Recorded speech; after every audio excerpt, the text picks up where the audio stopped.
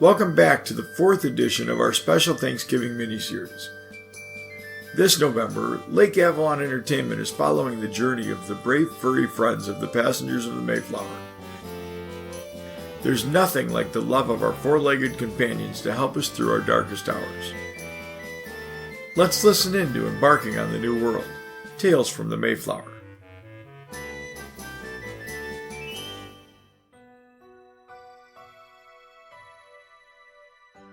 December 18th, 1620. It is with great reluctance and sorrow that I am forced to admit here and now that I am overwhelmed with fear. I listen to the many, man and animal alike, moan with sickness and weep for those they've lost. And I wonder whether this grand vessel in which we have taken refuge, and that I once likened to the Ark herself, has now become nothing more than a floating mass tomb.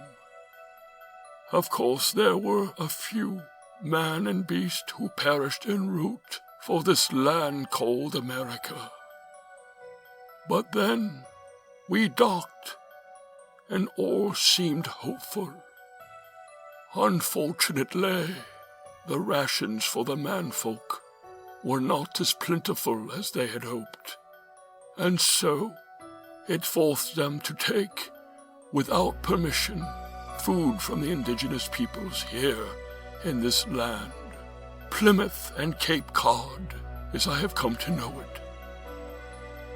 It was a golden food in green wrappings, and apparently it was taken near the mounds, where the natives put to rest those of their tribe that have drifted into the eternal sleep. But even so, it was of little worth once illness seeped its way into the breath of they who feed my four-legged companions. And they are good and just and God-fearing.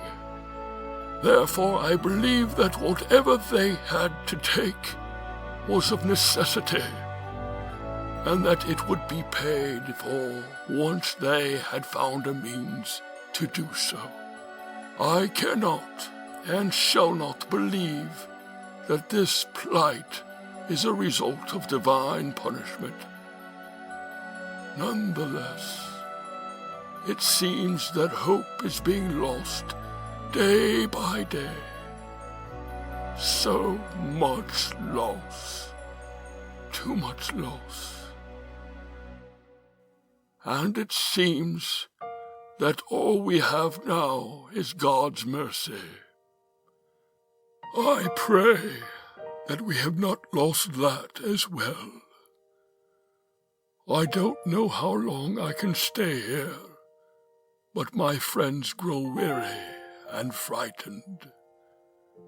Of course, some have risen above their apprehensions and truly done what our Lord God taught us to do.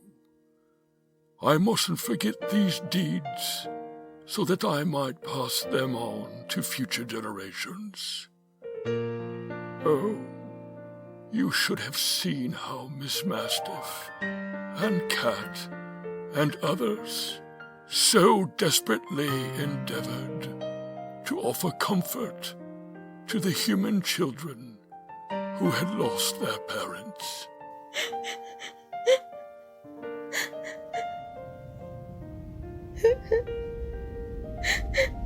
Oh, young one, why do you weep? My mother. The Lord has taken her away from me. Child, I'm sure that we cannot always understand the ways of God. But we must know that He has a purpose for everything. One thing I know to be true is that He has not chosen you to be with your mother at this time. I think that perhaps He wants us all to come together and be a family. Perhaps that is what He has always wanted. Why, my soul, are you so downcast? Why are you so disturbed within me? Can we really comfort them all? I'm just a young pup. Hold fast, young Springer. If we can bring any comfort to mankind, we may do more good than you know. What good can possibly come of all this tragedy? These manfolk have set out to change the course of the world. Perhaps we can endow them with the compassion that is so natural to us dog folk. We may have been born for a moment such as this, my love. He gives and takes away. He gives and takes away. These acts of kindness were seen throughout the remainder of the winter.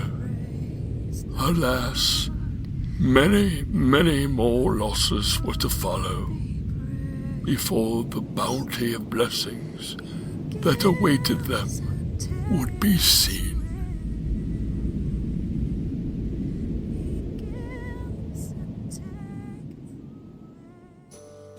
Don't be discouraged. Better days are yet to come.